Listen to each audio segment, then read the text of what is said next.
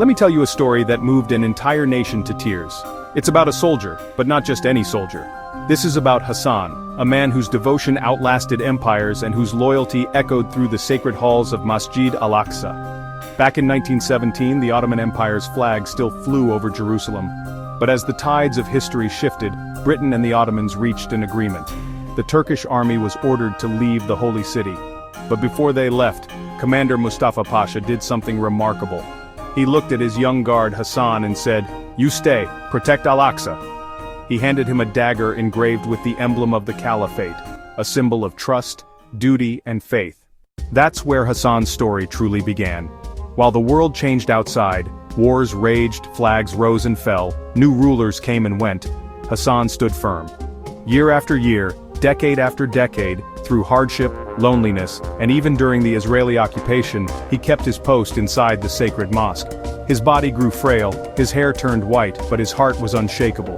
The locals saw him as a mysterious, almost enchanted figure, always there, always silent, always praying. He barely spoke except to say he was still on duty for the caliphate. The Jordanian Waqf looked after his simple needs, but Hassan asked for nothing. His only request, to remain at al-Aqsa, guarding the first Qibla, until he received new orders from his commander or the caliph himself. In 1980, decades later, a Turkish delegation visiting Jerusalem noticed an old man with a dagger marked by the caliphate. They asked him his story. Hassan simply replied, "I am still on duty." When they offered to bring him home, Hassan politely refused. His orders were clear and his loyalty unwavering. A few months later, after a lifetime of service, Hassan died in prostration at dawn, right where he'd stood guard for 64 years. Only then did the Imam of al-Aqsa reveal who he truly was. The city wept. The entire nation came to honor him as he was laid to rest near Bab al-Magharbe, his sword by his side. On his grave they wrote, "A stranger who died in his own home."